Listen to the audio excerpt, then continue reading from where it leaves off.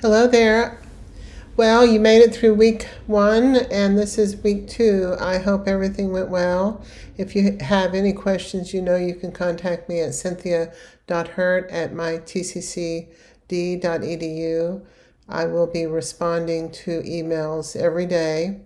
Give me 24 hours to get back to you, but I will return your call. So, any questions that you have, sometimes I can answer, or just sometimes not. I can direct you, though, to the right person. So, what I want to do is take a few minutes and talk a little bit about the second week. And I have submitted, or I put in your folder for week 2 several videos that I want you to watch. I want you to go through and watch the videos at least one time.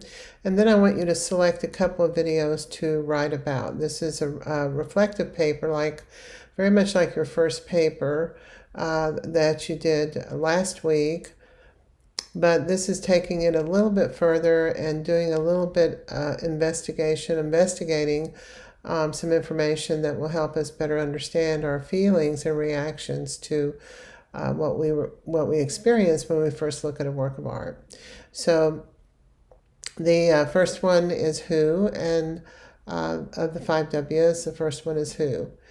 Who meaning the person's name, of course, but also take a look at the education background, any information about childhood memories, experiences, marriages, where they went to school, education, and write those things down. So as you watch the video, anything that I just mentioned, you're not going to cover all of it, but you may only have 1 or 2 items, but it gives you a hint of information to help us better understand the work of art that we're looking at.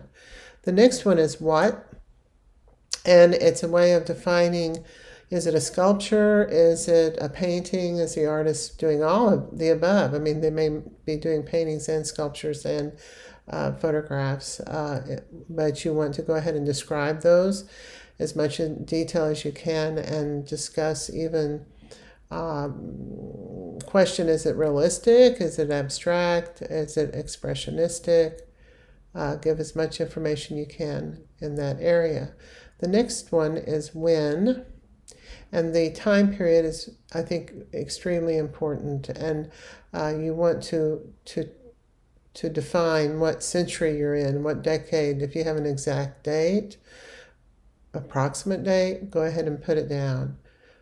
In addition to that, you want to look at the terrain, the possible situation that they're in, weather conditions, terrain.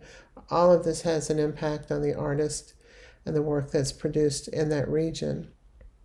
Where is this located? Now, there's 2 things that we often find when we look at a work of art. We might find that it's in a permanent collection in a museum, say, the Dallas Museum of Art, and it will make a note of that, of where it's located today. But where also includes where the artist produced the work, where it was made, and that gives us a hint of in a time period that those combined together gives us a little information on what was going on during that time period. Perhaps there was a war going on. In our situation right now with this pandemic, that's going to have a major influence and impact on the kind of artwork that's produced during this time period. So, 50 years from now, they may write in, pandemic. This was one of the big things that was happening at this time when artists were making art. And the last one is why, purpose and function. What is the purpose and the function of the artwork? And you oftentimes are influenced by all of those things that I just mentioned. The who, what, when, and where influences the why. And it's like a puzzle piece. It's like it puts it all together when you can locate where they're at. They're in New York or Germany. You have an understanding of a time period. All of these things begin to play into the purpose and the function of the work being produced. Back in the olden days, say during the Renaissance, the cathedrals were being built, the churches were being built during the Gothic period. And during the Renaissance, which is just after the Gothic period, these cathedrals were filled with great works of art. And they were sculptures and paintings and frescoes, and it had to do with religion. So the purpose and function of all of this art during that time period had to do with religion. So these are the things that give us an idea and a better understanding of the art that we're looking at. So with that, I'm going to stop. Enjoy your videos. Again, write about 2 of them and respond to me in a timely fashion. I know some of you get behind and are unable to do everything all at once at any kind of specific time period, but we'll go ahead and set it up as weekly assignments, and then you can plug into them and do them when you can. It's best not to wait to the last minute. Talk to you later. Bye-bye.